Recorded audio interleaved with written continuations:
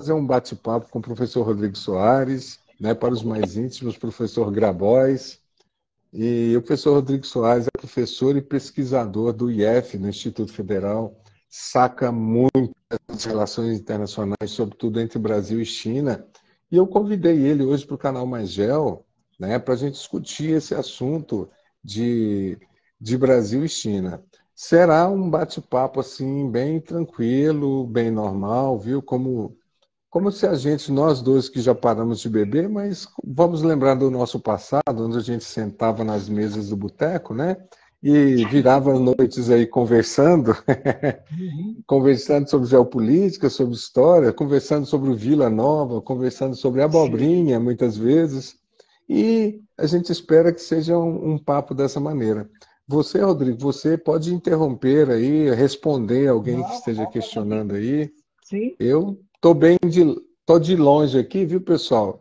Eu não paro muito para responder, não, tá? Eu primeiro que eu não enxergo, senão eu ia ter que ficar assim, ó, com a minha carona enfiada aqui para ver a sua pergunta. Uhum. Mas muito obrigado pela presença, Rodrigo. Então, estamos aqui, Rocha. Eu acho que, é, na verdade, esse assunto é algo que vem me tomando muito a atenção desde o ano passado, né? E não pelas relações do Brasil com a China, né? Mas sim porque, primeiro, eu sou comunista, né?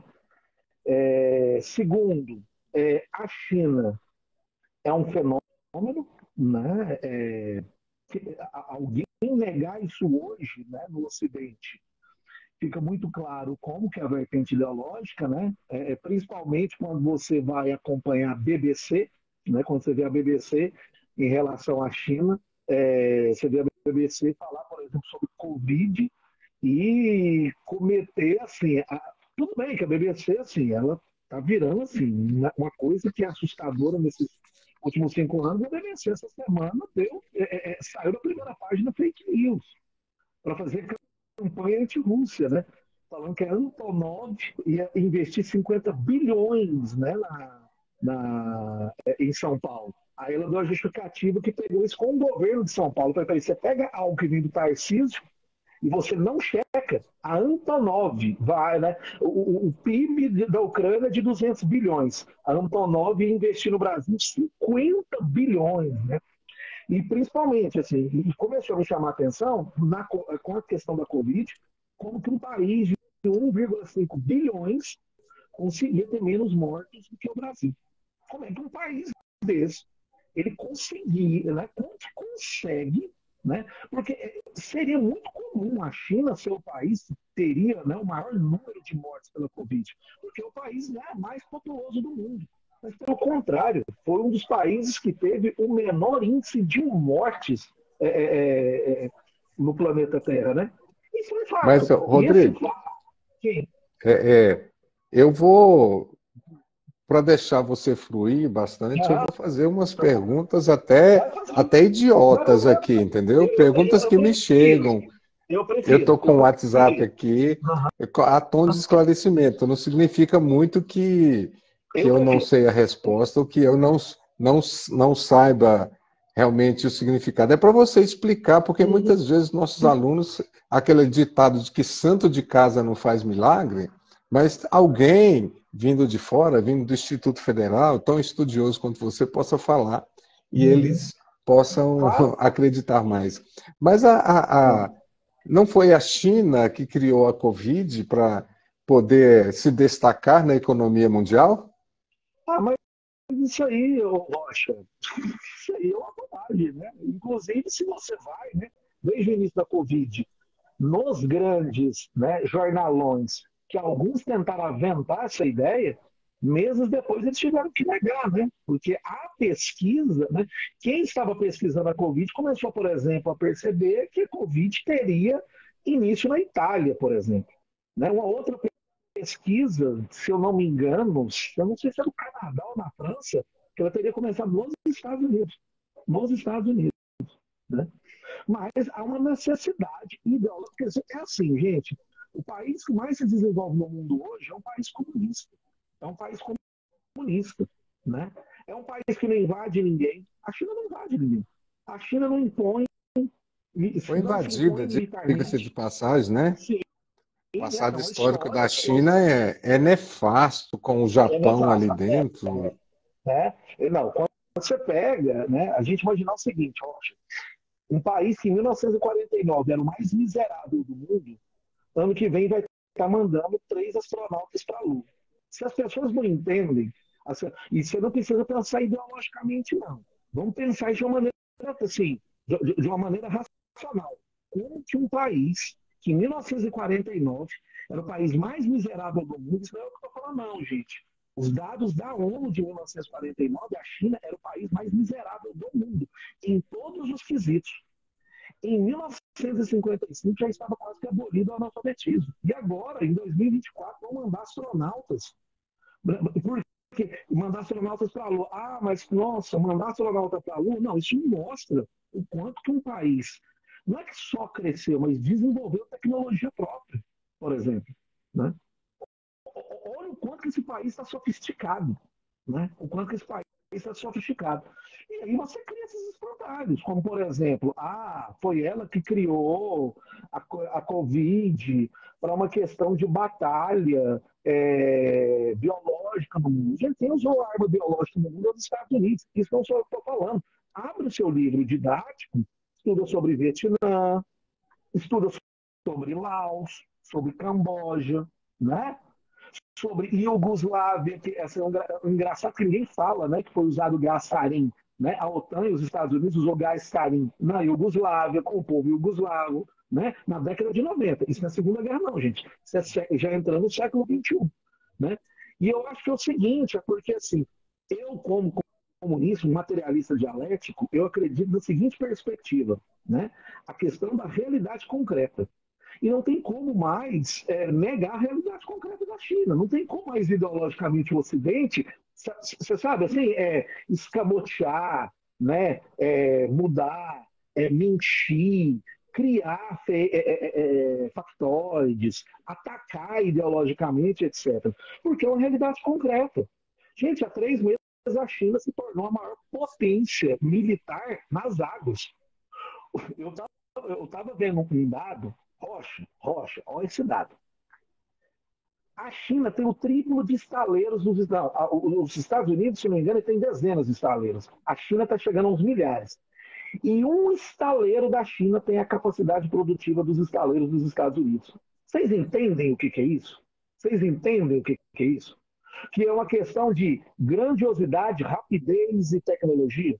Sabe assim? É aquele negócio. Se fazer rápido não presta. Não, eles provam que é possível. Eles provam que é possível. Né? Eles vêm nos provando que é possível. Eu podia falar de outro país, Rocha. Eu podia falar do Vietnã. Mas, né? Mas falei de China, né? Pode É, mandar, Rocha. vamos por partes, igual o Jack Stripador Sim. aqui, como se dizem por aí. Aham. Então, Rodrigo, existe muita diferença, avanço ou retrocesso entre o que você afirmou que a China é um país comunista com o comunismo idealizado lá no século XIX por Marx e Engels? Primeira coisa é porque é o seguinte: há poucos comunistas, né, no Ocidente, e os marxistas que existem no Ocidente não são aqueles que leem, né, Marx e os autores revolucionários como Lenin. Né? Aí, por exemplo, se cria um discurso que é, olha, o que está acontecendo na China, porque assim, né, para capitalista hoje, todo mundo é comunista. Os Estados Unidos é comunista porque tem intervenção do Estado, tal outro país é comunista porque tem intervenção do Estado, mas a China, não, a China é liberal. A China só cresceu porque ela hoje se abriu ao liberalismo. Isso é bobagem. A gente está falando de um processo, Rocha.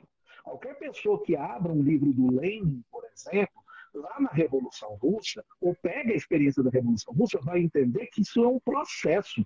E é um processo lento, gradual e de o quê? Avanços e muitas das vezes o quê? Retrocesso. Era igual o Lenin falava, né? 2 passos atrás para dar um passo o quê?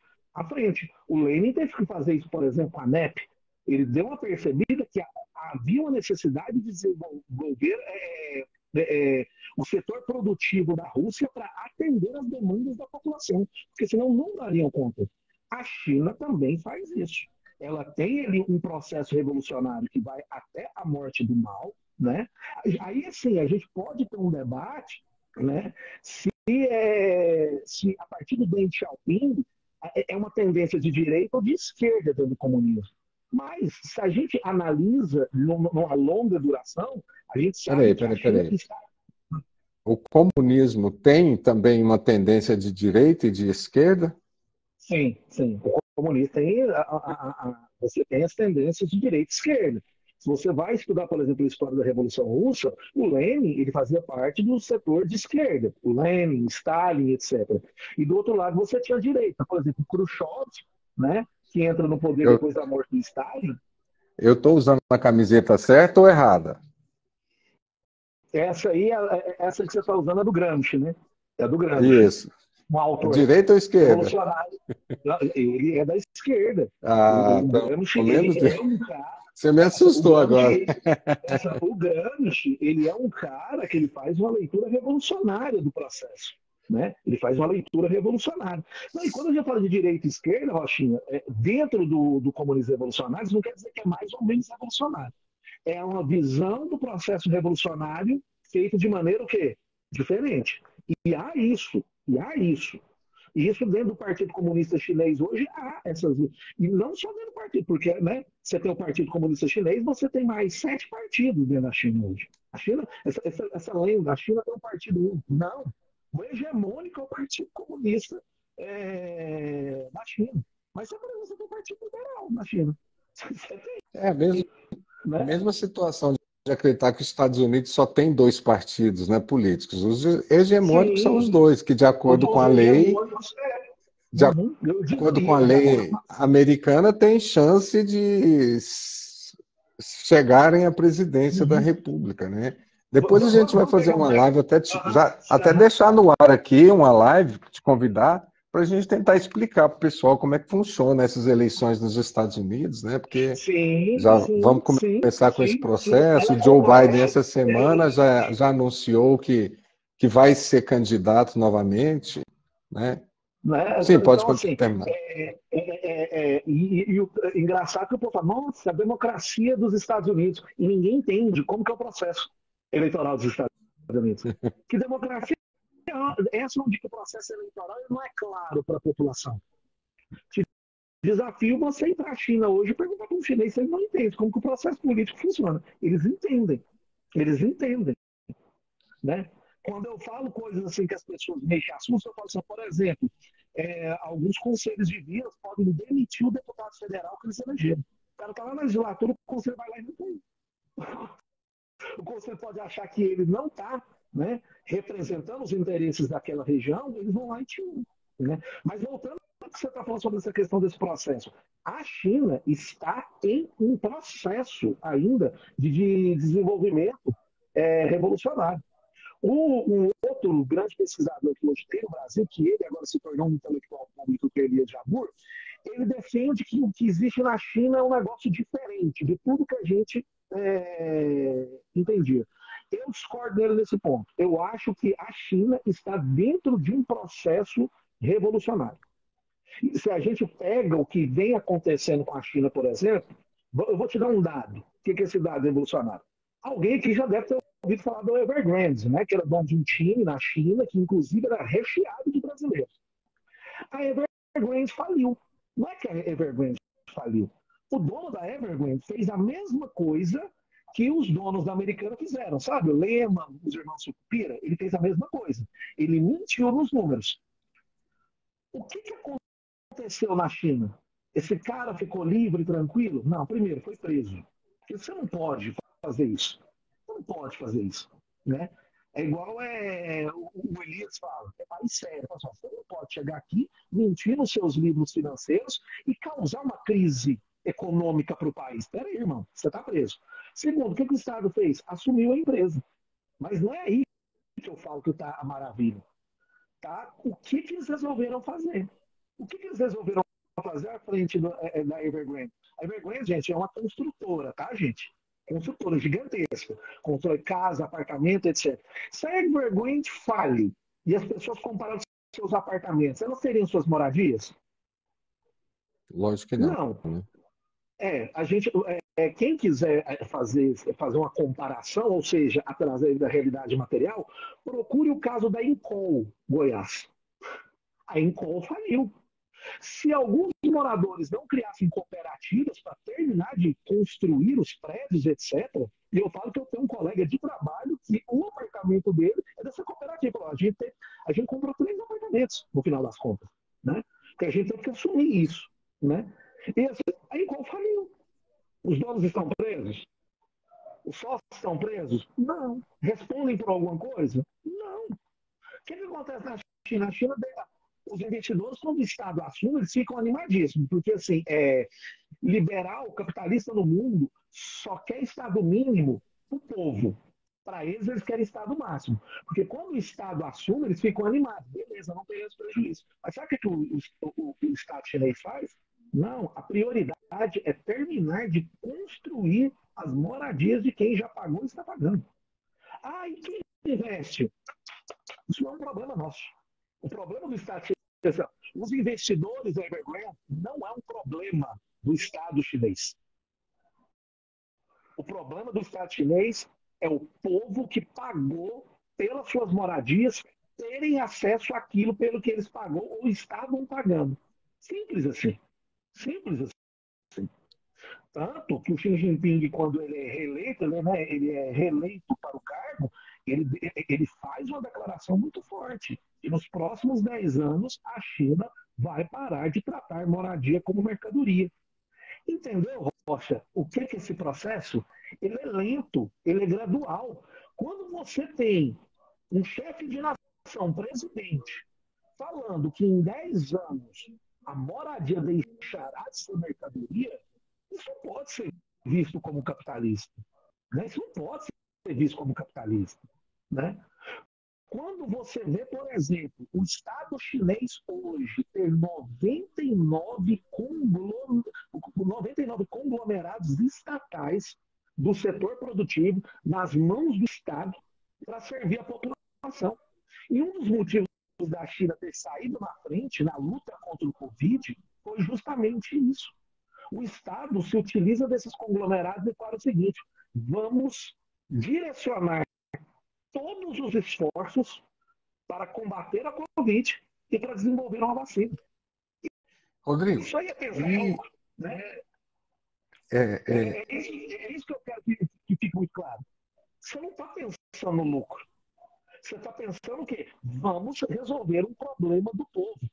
Tem uma coisa que até eles falam lá, que o Elias traz na pesquisa dele de 25 anos, não só o Elias, o Pautácio também, o Joe Pautácio também, o Incheng, que também está aqui no Brasil, eles falam o seguinte: olha, as empresas estatais na China, elas produzem lucro, mas elas não são voltadas para o lucro. Entendeu isso aí, Rocha? Elas vão ter lucro. Mas em uma determinada situação, Rochinha, peraí, nós vamos lutar pelo lucro ou a gente vai atender o que a população precisa? Você entendeu? A China prende bilionário, Rochinha. Onde você vê bilionário preso? Petrobras não deveria ter lucro, né? Não, a Petrobras, ela pode ter, mas a Petrobras não poderia ser pensada como uma empresa que gera lucros, entendeu? Uma estatal ela não pode ser pensada. É igual a mesma coisa. Não, o IFG está dando prejuízo. Como assim? Mas o IFG não é voltado para o lucro. É a mesma coisa a gente falar sobre saúde pública. Nossa, a saúde pública está dando prejuízo. Você não pode pensar a saúde nesse nexo, prejuízo, lucro. Porque a saúde não é, o objetivo dela não é produzir lucro. O objetivo da saúde é salvar pessoas, tratar pessoas e etc. Né? Então é isso que a gente está falando. Eu posso afirmar que, assim, a gente afirmava, eu que venho de um tempo maior do que você, em sala de aula, até mesmo pela questão de diferença de idades, a gente afirmava que eu já era professor na decadência do socialismo russo, né? Me lembro que estava em sala de aula com a queda do Muro de Berlim e tal, e a gente tentava explicar de forma assim, a nível de ensino médio, que o socialismo ruiu porque ele não era uma sociedade quase que estamental, as transformações do mundo não poderiam ser anexadas a ele, como por exemplo, ele não suportou a transformação tecnológica que gerava desemprego, e ele ficou mais atrasado tecnologicamente e tal. Mas eu posso dizer que o socialismo chinês, então, é um socialismo que está passando, é uma evolução do próprio socialismo, do processo socialismo, com a criação e a transformação e a aceitação das transformações do próprio capitalismo para usar em proveito do seu povo, Rodrigo? Assim, a gente tem que pensar o seguinte, Rocha, a Revolução Russa é uma coisa, a Revolução Vietnamita é outra, a Revolução Chinesa é outra. Se o Brasil um dia tem uma revolução, a Revolução Brasileira vai ser um outro processo. Cada processo, eles respondem a questões e contradições que estavam ali colocadas naquele momento. Né? Não dá para Igual, por exemplo, generalizar, né? Falar o socialismo como um todo. isso, não. Se você vê, você tem o socialismo cubano, por exemplo. Né? O Cuba resiste a um criminoso embargo desde 1962. E hoje você tem estadunidense indo para Cuba se tratar, um sistema 100% estatal cubano. Tem hambúrguer? Não tem. Tem pizza? Não tem. Tem 28 marcas de papel higiênico? Não tem. Mas sabe por quê? É porque o socialismo ruiu? Não. É porque existe um negócio chamado embargo econômico. Quantas vacinas nós temos no Brasil desenvolvidas da Covid? Algumas. Duas. Duas. Cuba tem 5. Cuba tem 5. Você sabe quem que está vacinando o povo da África agora, Rochinha? Porque assim, nossa, o capitalismo venceu e a África ficou de fora, né, do processo de vacinação mundial. Sabe quem está vacinando hoje, a galera? Chineses em acordos com a medicina cubana. Só essa É, galera mas que se aqui dispôs para. Mas aqui eles não se preocupam com o salário dos médicos, igual os brasileiros e o nosso governador Ronaldo Caiado, né? Se Aham. proliferou que Cuba estava roubando os médicos, os trabalhadores, né? E parte do salário dos médicos estava indo para o governo cubano, então era uma extorsão, era um roubo, Não, era o que as o pessoas não socialismo. entendem. Assim, as pessoas não entendem que isso é uma das poucas formas que Cuba tem de trazer dinheiro para dentro. Se as pessoas não entendem embargo econômico, se as pessoas não entendem o que é isso, tá? Vocês precisam estudar um economista chamado Paul Romer, que ele fala o seguinte: a bomba atômica do século XXI são os embargos econômicos. Os embargos econômicos matam mais do que qualquer arma de destruição em massa.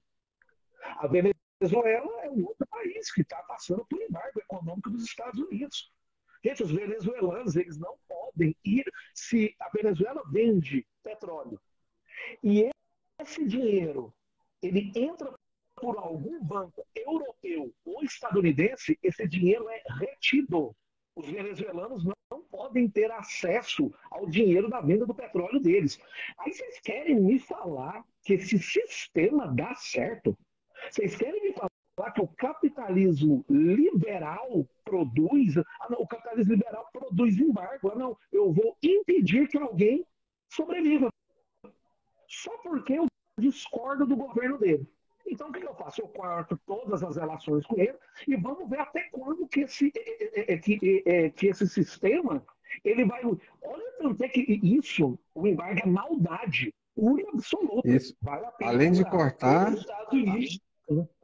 Os Estados além de cortar Unidos. ele obriga os Sim, subordinados, assim, os aliados de sim, porque o dependência embargo econômica também a cortar, né? o Não é... embargo econômico que a Venezuela sofre é um embargo econômico que os europeus e os Estados Unidos imporam a eles. Porque, gente, o sistema bancário está todo ali, né, concentrado nesses dois lugares. Então, o que a Venezuela está fazendo? Se eu vendo um petróleo para um país da África, acaba que, de alguma maneira, meu dinheiro vai passar por um banco desses. E o que esses bancos fazem? Literalmente bloqueio. O que você tentou fazer agora em acordos da Venezuela com a Rússia, por exemplo? Fazer troca direta. Ó, você manda isso aqui para mim e eu te mando um barco de petróleo. É o que sobrou para os venezuelanos fazer. Os venezuelanos, gente, morreram menos pessoas na Venezuela de Covid do que no Brasil. Por quê? Eles não tiveram problema de ir atrás daquela vacina russa e falar assim, russos, mas a gente não consegue te pagar. Mas a gente pode fazer troca. Eu te dou petróleo e você me dá o quê? E você me dá vacina. Né? Então, assim, sempre lembrar dessa coisa. O que acontece na China é algo próprio da China. Mas é algo próprio da China que toda a teoria do materialismo dialético referenda. Né? Um passo atrás e dois à frente da China vai ser diferente de um passo atrás e dois à frente dentro da União Soviética, ou no Vietnã, e etc. Ou em Cuba. Né? Assim, isso aí é um fato, isso aí é um fato. Mas esse processo, aí é onde eu discordo de alguns autores que estão estudando a China, de tentar colocar como o socialismo do século XXI, socialismo de mercado, né, durante muito tempo, né? Tem uma galera que usa a ideia do socialismo Capitalismo de mercado, vermelho, socialismo de mercado, né? Inclusive são capitalismo termos muito vermelho, usados pela geografia, isso aí. sim, sim, é capitalismo estatal, né? Não, eu acho, assim, e não é que eu acho, eu indo ao materialismo dialético revolucionário, vendo o que a China faz a todo momento, dando esses sinais, ela está num processo de desenvolvimento revolucionário. Né? Ela está num O processo de futuro, desenvolvimento revolucionário. o futuro do neoliberalismo é voltar ao capital, ao bem-estar social ou ao É porque, keynesianismo, assim, Rodrigo? se a gente falar assim, se a gente fosse. A China deixa isso claro. Inclusive, o Biden é chamado dos Estados Unidos no cara que está enchinesando os Estados Unidos. Vocês não sabem, gente. Os jornais de oposição ao Biden falam que o Biden está transformando os Estados Unidos numa China, porque ele veio e fala, é novo New Deal mesmo, e a gente se lascou, e porque assim, a gente tem que deixar uma coisa muito clara, né? O neoliberalismo nunca deu certo. O neoliberalismo nunca deu certo. Ninguém, né?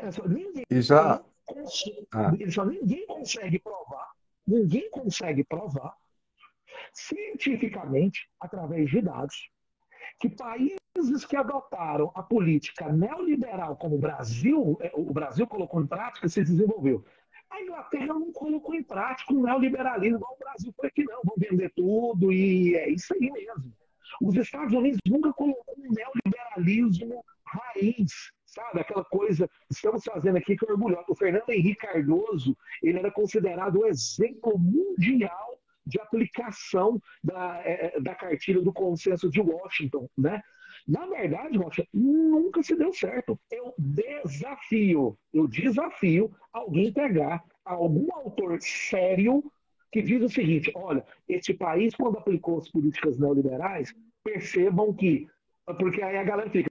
E o crescimento econômico? Gente, crescimento econômico para mim, eu não estou nem aí para crescimento econômico. Eu quero saber se as pessoas estão na escola, se as pessoas estão comendo, se as pessoas estão tendo acesso, né, a algumas coisas e se as pessoas elas estão vivendo bem, né? Se elas estão tendo assistência de saúde e etc. Né? o próprio crescimento econômico vai para a minoria da população, né? Claro, é E, porque as pessoas. A gente está nessa, né? Porque assim, a gente fracassou no neoliberalismo, a gente passou pela onda social liberal, que é do PT, que também, né, se alguém me falar que o PT é estatista, né, tá muito doido, pela fase social liberal, e a gente conseguiu trazer para o país, depois de um golpe dado na Dilma Rousseff, pessoas que defendem essa política que é ultrapassada. Gente, o Paul Kruger, que era um neoliberal na década de 90, o Paul Kruger hoje é um economista dentro dos Estados Unidos que se apresenta como um anti-neoliberal. Gente, André Lara Rezende, um dos ideólogos do plano real e de toda essa política que o Fernando Henrique é considerado. Nossa, como ele é foda da estabilidade. Pergunta para o André Lara Rezende qual que é o único caminho que o Brasil pode o abraçar. E quem processo usa como histórico do referência? Chile, né, Rodrigo? O Sim, próprio Chile que está aí. não é que o Chile quer sair. Os idosos no Chile, os idosos da reforma Sim. da Previdência da década de 70 estão se matando, porque eles ganham R$ 1.200. R$ 1.200 reais convertidos aqui para viver a vida. Gente, você vai no YouTube, você fala assim, ó, idosos no Chile, você vai ver lá um documentário de um idoso de 81 anos de idade que continua dando aula, ele é professor. Não é que ele está dando aula porque ele é apaixonado. Ele está dando aula porque ele precisa, porque senão ele morre de fome. Igual a romantização aqui da professora, né, que infelizmente foi assassinada dentro de escola aos 72 anos em sala de aula. Aí me vem uma imprensa me dizer que apaixonada pela educação. Eu falo, gente, ela não é apaixonada pela A educação. primeira coisa, quando ocorreu essa tragédia, quando eu fui ler, o que me chamou a atenção foi isso. A professora tem 72 anos. Eu procurei outras fontes, eu falei, talvez está errado. Não, a professora que foi assassinada dentro de uma escola estava trabalhando com 72 anos. E esse mimimi de que, eu sou apaixonado pelo que eu faço, isso é ideológico capitalista. Porque a partir do momento em que você percebeu o que é o Isso é trabalho dentro do coaching. capitalismo, isso é coaching. Quando você vê o que é o trabalho capitalista, que você está morrendo para produzir a riqueza do seu patrão, você vai odiar o seu trabalho. É aquele negócio, a pessoa fala que ama o trabalho, mas comemorou o sextou, comemorou o sextou. É verdade. É porque assim, quem ama, você quer, né? Você quer todo dia. Nós vivemos, né, Rodrigo? Nós vivemos esperando, durante a semana, esperando a sexta, durante o mês, esperando o feriado, e durante o ano, esperando as férias. E durante a vida, esperando a aposentadoria. Aí você vem falar que ama o seu trabalho. Domingo me dá uma tristeza. Não é que domingo te dá tristeza. Essa tristeza, quem te dá ela é o capitalismo. Mas voltando e fazendo a ponto sobre isso aí, sobre melhorias de vida, Rocha, ainda se você vai nos números da China, existe uma grande parcela da população que ainda ganha muito mal, né? Que ainda está numa linha de pobreza muito grave. Mas a gente está falando de um país que, em 1949, 96% da população estava em situação de miséria. Então, assim, hoje, né, porque os discursos ideológicos tentam vir, né, olha lá, você vê, ainda tem 300 milhões abaixo da linha da pobreza. Pois é, 1,2 bilhão, segundo a ONU, saiu da linha da pobreza. E aí? Porque aí que eu estou falando, Rocha, a realidade concreta não tem como, não tem discurso, não tem você rolar no chão, você gritar, você acompanhar coach, ou acompanhar esses. Porque hoje, quem tiver feito no Brasil a perspectiva neoliberal, você vai ver que é tudo gente incompetente. É primo rico. É o tal do Rock, que é professor lá da FGV. Rocha, o Rock, você sabe o que ele usa? Ele usa o conceito de países frios são mais ricos e países quentes são mais pobres. Rocha, Determinismo geográfico puro. Determinismo geográfico do século XIX. O cara, ele fala em lives isso. E a galera, nossa, mas é um gênio. É um gênio. Isso também mostra, né? Porque quem acha que isso é uma genialidade é para acabar os piquis do Goiás. Mas olha o que a China, né? Olha que coisa doida. Uma das propostas que a China tem a longo prazo, porque, gente, a China é um estado que tudo é planejado. O Ministério do Planejamento da China, gente, tem 1 milhão de pessoas que só ficam lá para planejar.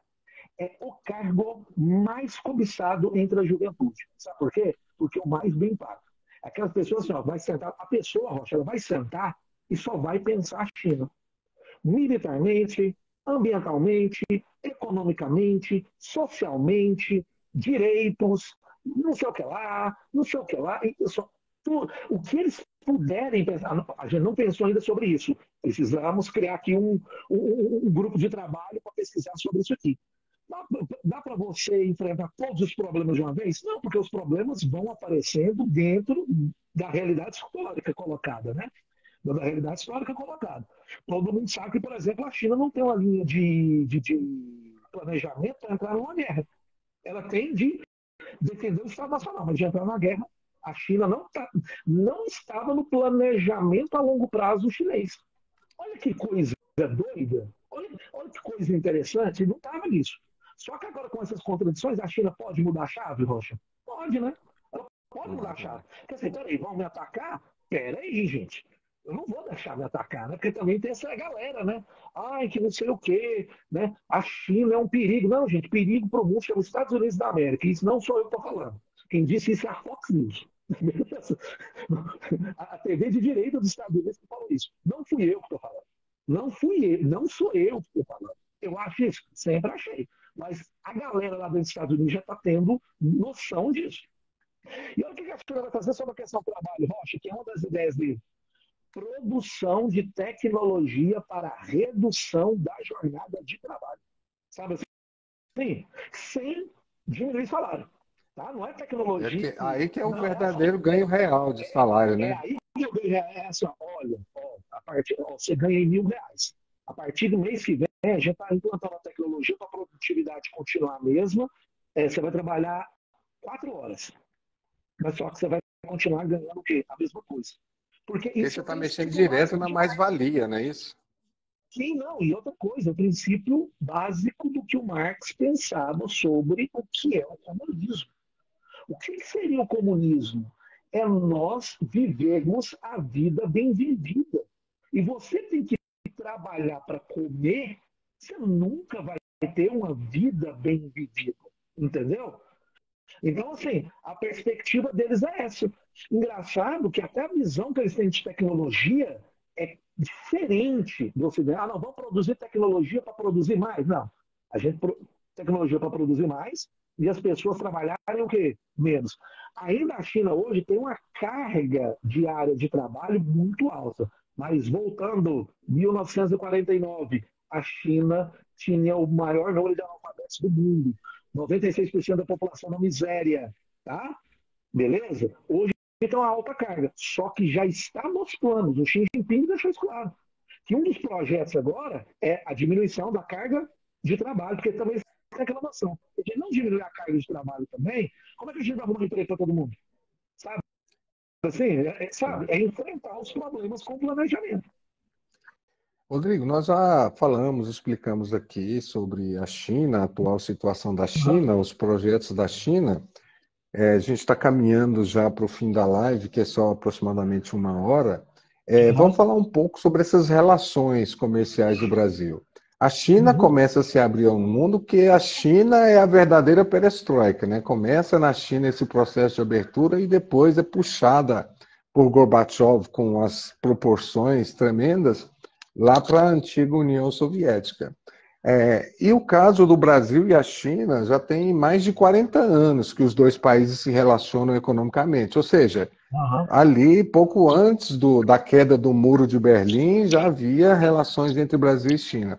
O que levou o Brasil e a China, aliás, o que levou a China a ser hoje, ou já há alguns anos atrás, até décadas, eu me arrisco a dizer, o Brasil trocar os Estados Unidos como o maior parceiro comercial e hoje ser a China. A gente sabe que é uma relação comercial, mas o que leva a isso? É assim, vamos lá. Primeiro, você falou ali do. Você falou aí da questão da União Soviética. Uma coisa precisa ficar muito clara. E hoje os documentos, hoje todos eles referendam isso que eu vou te falar. Isso que eu vou te falar. A União Soviética ela não entrou em crise. A União Soviética ela foi boicotada de dentro para fora. Acabar com a União Soviética foi um projeto que começa com o senhor Khrushchev.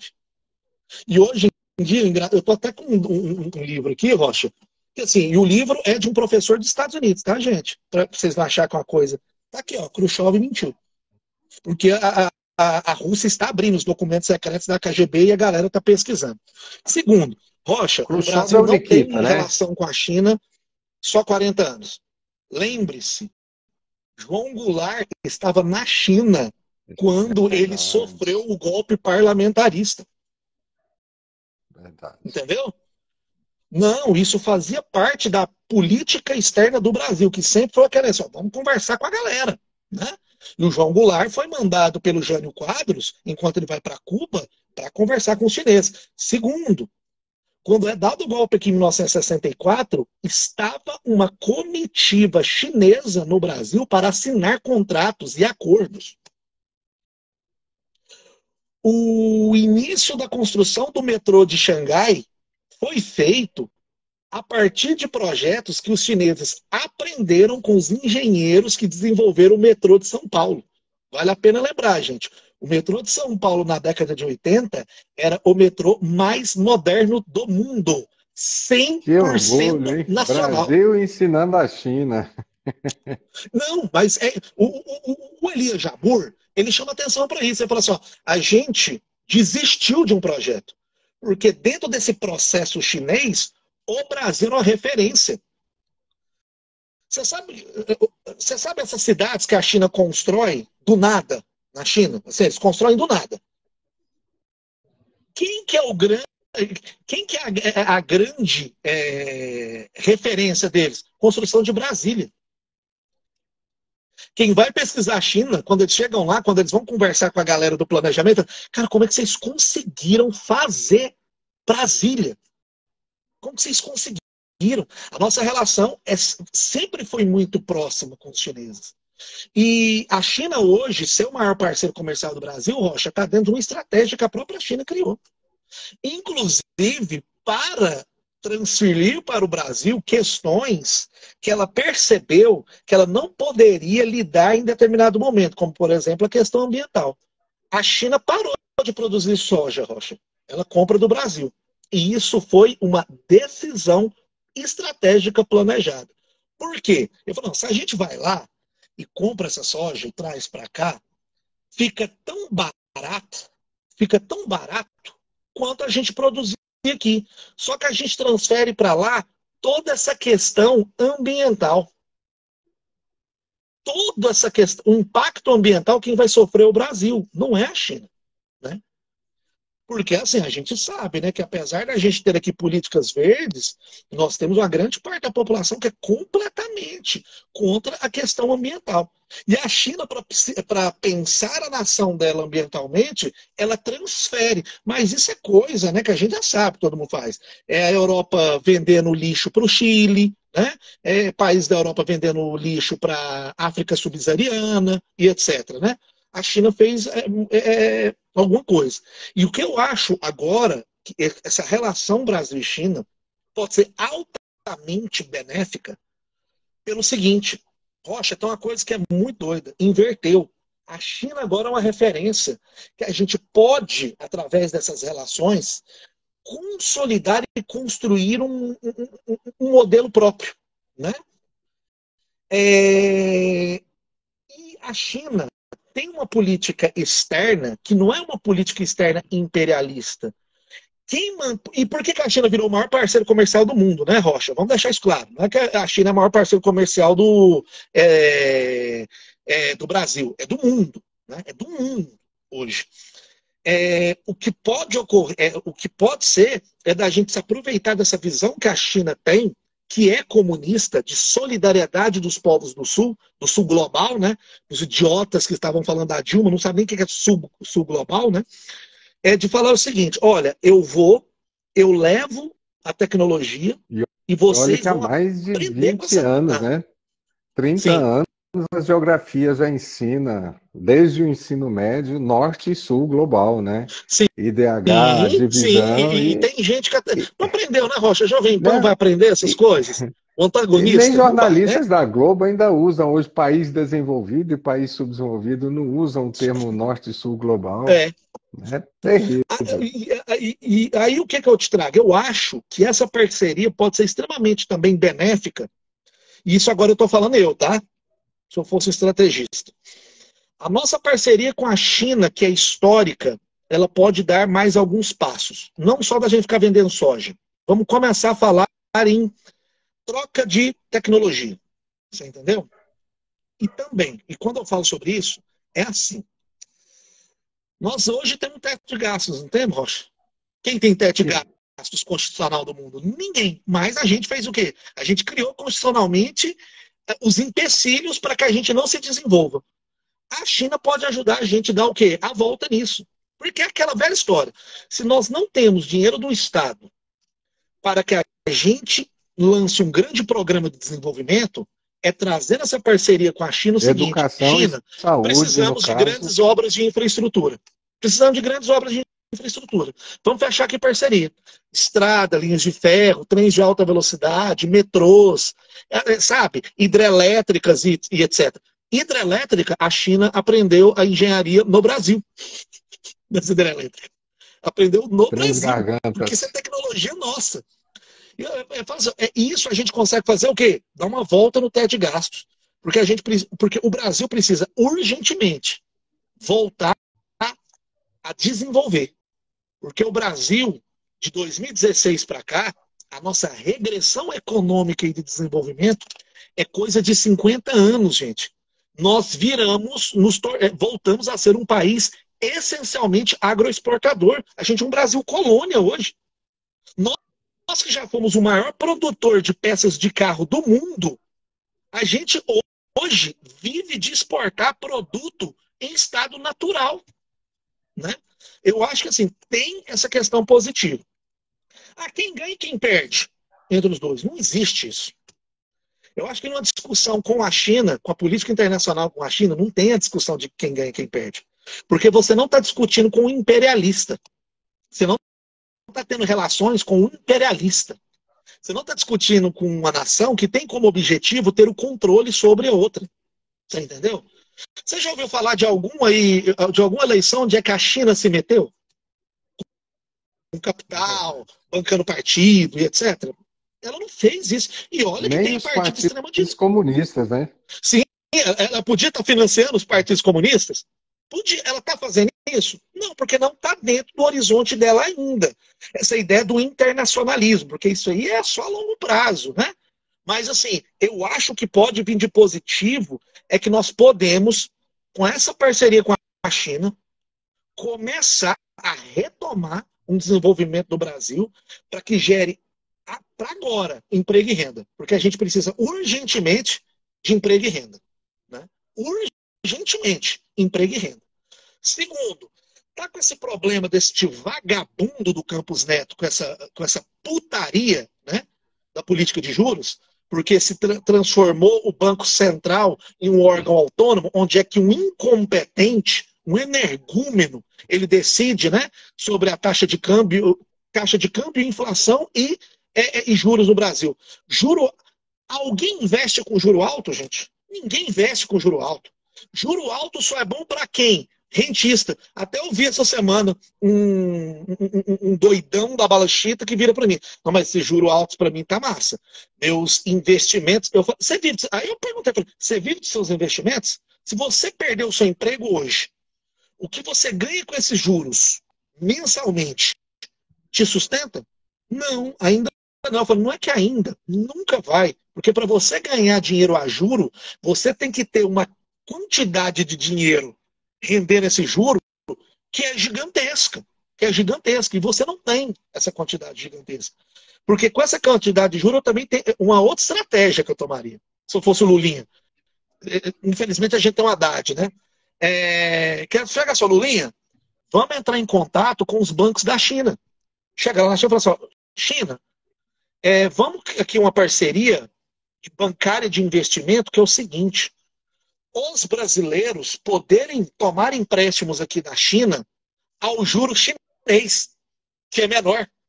Você entendeu? Você dá a volta na política de juros. Deixa lá o Campos Neto, né?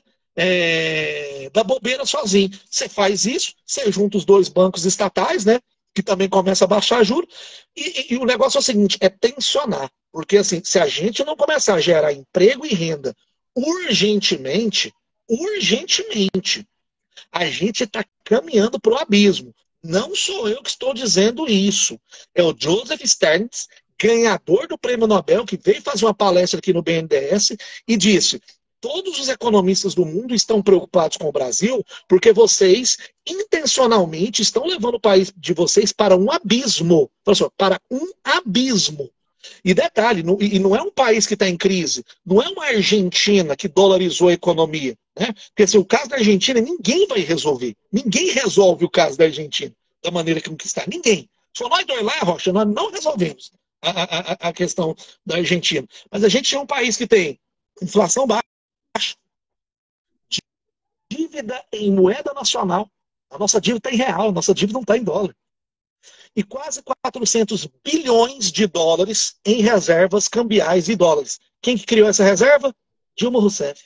A burra, a idiota, a que foi golpeada, a que está agora na frente do BRICS. Engraçado, né? Ela entra no BRICS e qual que é o primeiro efeito disso? Que as nações do BRICS comecem a comercializar em suas moedas nacionais. Engraçado isso, né? Essa inovação ter chegado no BRICS, apesar de a China já pensar isso desde ali de 2000 a 2005, de ir para o mercado internacional e falar assim, eu só compro em yuan e só vendo em yuan. Agora não, a gente vai usar o quê? A moeda nacional. E isso que é maravilhoso, porque quem produz a moeda nacional? Nós. Nós. Ei, Rodrigo, ó, quero agradecer demais. Até deixar outras lives agendadas, depois eu vou conversar no privado com você, né? Em uma hora não dá tempo, e é muito pouco, e a gente vai retomar esse assunto, expandindo isso aí. Mas, assim, eu, com você como especialista, eu como um professor, eu estou fazendo errado em recomendar aos meus alunos que na atual situação que a gente está e quem pensa no mercado de trabalho futuro, o ideal também é aprender a falar mandarim? Você, Rocha.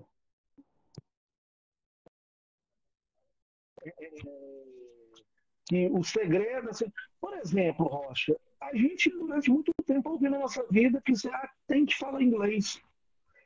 Eu não sei se isso aí é a questão, não, mas pode ser, pode ser. Porque vamos imaginar que essas parcerias se aprofundem e a gente, por exemplo, possa estar estudando dentro de universidades chinesas, né? Pesquisando dentro de centro técnico chinês, sabe? Pode ser, pode Por, ser, pode por ser. outro lado, também já tem tecnologias que traduzem em tempo real, né? É aquilo que a gente via em ficção científica nos filmes, hoje já tem tradução em tempo real. Mas, assim, a parceria de Brasil e China realmente está crescendo e veio para ficar, né, Rodrigo? Assim, sem uma Veio. questão, Não, sem uma visão isso aí, assim, ideológica, veio para ficar. E se for nos termos que a gente vive essa parceria hoje, a gente não pode largar a mão de jeito nenhum. Mas é igual eu digo, a gente pode ter uma relação em que a gente se aproveita desse tipo de relação internacional que os chineses têm, que não é imperialista, a gente se aproveitar disso para que eles nos ajudem a retomar um processo, a gente retoma esse processo e tendo eles como referência, Rocha, a gente construiu o nosso. E aqui eu não estou falando de processo evolucionário, tá, gente? Aqui eu estou falando ainda de capitalismo. Para que a gente tenha um capitalismo que seja, no mínimo, mais desenvolvido para a população. Porque o nosso capitalismo, ele é um capitalismo predatório. Desde sempre. Ele é predatório, né? É um capitalismo que, assim, ó, o que essa elite nossa puder nos predar, no sentido de nos tirar para que eles acumulem mais, eles vão fazer isso sem problema nenhum. E lembrando sobre a questão da Shen, né? Sobre a questão da Shen. A pegada firme do Haddad tem a falha da comunicação, porque ele, né, ele vem se demonstrando uma decepção com o ministro. Mas, e também de não entender a importância dessas empresas aqui dentro, principalmente para a população mais pobre. Mas o Lula voltou da China e resolveu o problema. Você vê o quanto é bom ter um presidente, né? Ele volta e fala, Haddad, $50 sem imposto. O que ocorre? Aí ele implica com a Shen. Ah, não, é porque a Shen e tal, papapá. Ele chegou a utilizar a conversa de trabalho escravo, ou seja, mostra que o Haddad não entende nada de China, não entende nada de China. O salário da China médio já está maior do que o do Brasil. E assim, ele falar uma bobagem dessa, ele deve ter visto aquele documentário do casal Obama e acreditou nessa bobagem, né? Mas aí o que ocorre? Qual foi a resposta da Shen, Rocha? abrir uma loja aqui no Brasil. Porque a China é do Alibaba, né? Mas o bilionário dono do Alibaba, que ficou um tempo isolado, porque ele tentou criar um MBL dentro da China, e a China foi lá e só pensou, para, aqui não, irmão, aqui não tem putaria aqui dentro. Né? Ele deixou claro, porque ele acompanhou e falou, ó, mesmo que as decisões sejam de taxar, nós vamos criar aqui dentro condições para que o brasileiro não perca, porque eles têm capacidade de fazer isso. Mesmo com o imposto, eles teriam o quê? Um valor o quê? Mais baixo. Aí o que a Shein faz? Não, a gente quer começar a produzir aí dentro do Brasil. A gente quer gerar emprego aí dentro. A gente quer abrir uma fábrica que vai atender a Shein mundial dentro do Brasil. Você entendeu como é que esse tipo de parceria, Rocha? Você está entendendo o quanto que vai gerar emprego, vai gerar renda. Só que assim, se eu sou ministro da Fazenda, essa parceria com a Shein, você sabe como é que eu faria? Fala assim, Shein, a gente quer vocês aqui. Mas só que quem vai produzir para vocês não vai ser a grande indústria. Vai ser as médias e pequenas confecções do Brasil. Nós vamos, então, entrar em contato com as cooperativas de confecção e são elas que vão atender os pedidos da Shein. Você já está criando o quê? Emprego e renda. Mas aí o que aconteceu? Quem ficou com um filezinho foi o filho do José de Alencar, né? Que estava com a empresa falindo. Ou seja, para quem fala que o Lula é comunista, né, o governo do PT está salvando mais um bilionário da falência no Brasil. Né? Ele vai ficar com esse contrato que porra, você produzir para quem em escala mundial? Que isso? E já tem um histórico de salvar bancos também, né? Sim. Então, Rodrigo, muito obrigado. Pessoal, esse vídeo vai ser editado para ficar um pouquinho menor, tirar as besteiras que eu falei e deixar todo o conteúdo que o Rodrigo falou. Né? Nós vamos postar esse vídeo no YouTube, lá no canal Magel. A gente espera que vocês compartilhem, agradecendo a todos que aí acompanharam essa live do canal Magel, tá, cara? Nós estamos aqui. O Rodrigo sempre foi nosso parceiro, sempre nos ajudou no canal Magel. É um convidado que tem as portas abertas do canal Magel para qualquer coisa, qualquer projeto que ele queira fazer.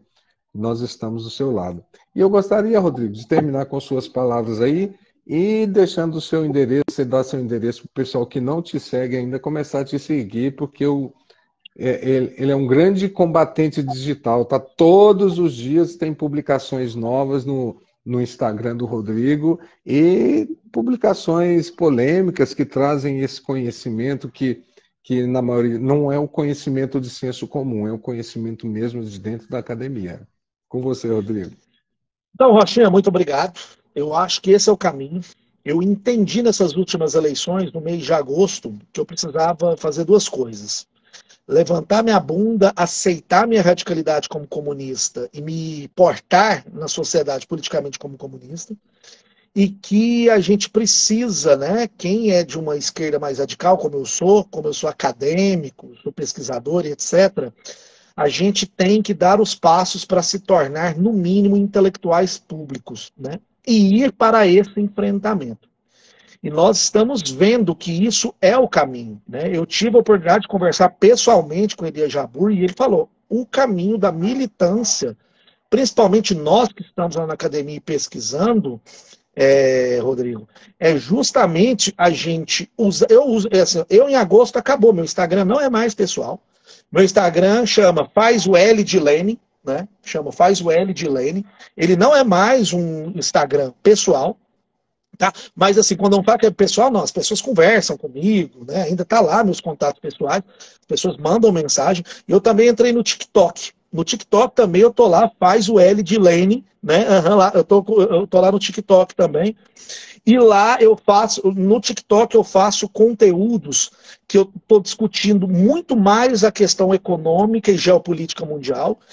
E no Instagram eu estou me propondo a, por exemplo, falar sobre ideologia dominante, desconstruir matéria de jornal, né, quando eles vêm, sobre o que eles estão falando, né, dar demonstrações de que há como compreender assuntos muito complexos. Então ali assim, há um esmero, né, eu me importo em usar uma linguagem, né, que seja entendida, e ter esse professor de curso em 14 anos da minha vida me ajuda muito, né, mas principalmente de fazer esse debate. Né? Porque antes a gente não estava fazendo esse debate. Né? É pegar ali o que o Campos Neto está falando e desconstruir. Não é só falar, reagir, é desconstruir. Por que ele está errado? Ele está errado nisso, nisso, nisso e nisso. E deixando muito claro que tudo parte de uma realidade concreta. Né? E é por isso que eu acho que eu tenho grande vantagem, né, por ser comunista e materialista dialético.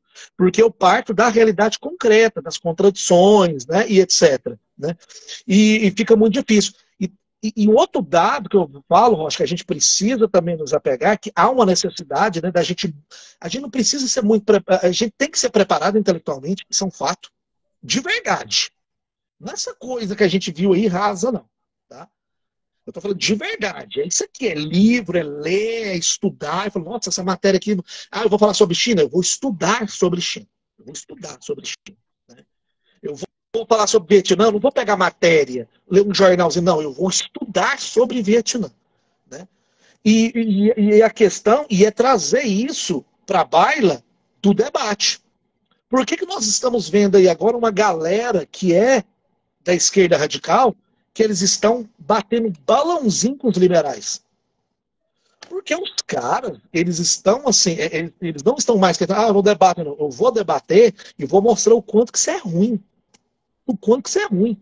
No governo do Lula, isso está sendo demonstrado, Rocha. O ministro dos Direitos Humanos, quando ele vai... se você notou, você viu tanto que eles estão indo no Congresso? Isso é estratégico, Rocha. Isso é estratégico. Por que é estratégico? Porque a galera acordou e falou assim, a gente precisa expor esses idiotas. Escapou o nome aqui do ministro dos Direitos Humanos, do racismo estrutural. Ele arrebentou com o Girão e a Damares na conversa que eles tentaram ter sobre aborto. Ele acabou, ele envergonhou o Girão. Sabe? O Dino toda semana ele dá notícia boa pra gente, né? Porque assim, todo dia ele engole um jornalista da CNN, um deputado. Por quê? Necessidade da gente demonstrar o quanto que essas pessoas são ruins. E principalmente responder quando esses argumentos surgem, Rocha. Silvio da Almeida. E a gente precisa responder. Uma hora ou outra, lá no TikTok aparece alguém com um comentário, né? Nossa, o que você disse aí, a teoria neoclássica deslegitima. Eu, aonde? Qual autor? Eu te desafio a trazer. Qual autor que você está falando? Qual autor neoclássico? Qual livro que você está falando? Traz aí para mim onde é que ele me desconstrói. Aí você volta, 30 minutos depois, já tem a galera descendo o porrete nele, e 20 minutos depois essa pessoa já tirou o comentário. Porque antes a gente se perdia. A teoria, aonde? Onde é que está? Me mostra onde é que está. Ah, não, eu só sei teoria. Eu teve um que virou para mim, eu só sei teoria neoclássica. Eu falei, então bora lá, vamos de Hayek, então. Bora. Você fala alguma coisa do Hayek e eu vou te mostrar onde é que está errado. Vamos?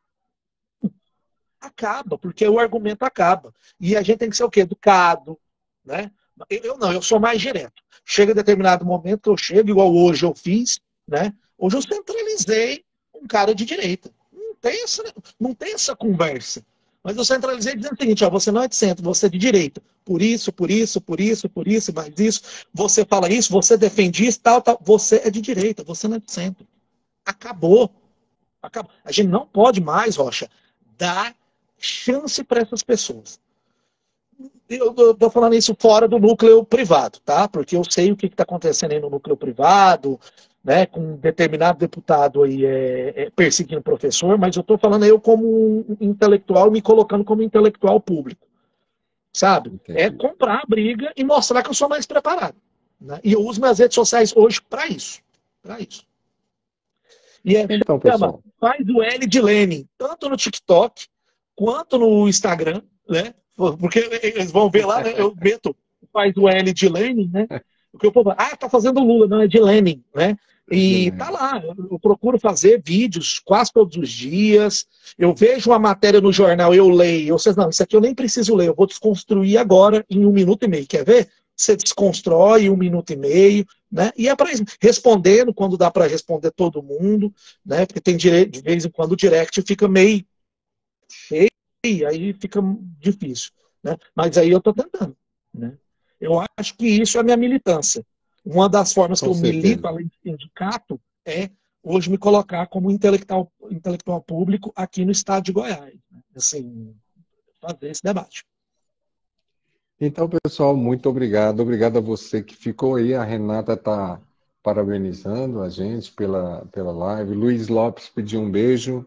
Professor Ô, Luiz Luiz, que está Lopes, sempre cara, acompanhando aí. Luiz Lopes. Luiz Lopes, eu dei aula com ele no Trio Consciente, cara, quando eu comecei. Puta que pariu. Pois é.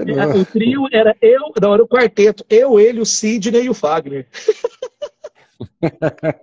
Dia terrível.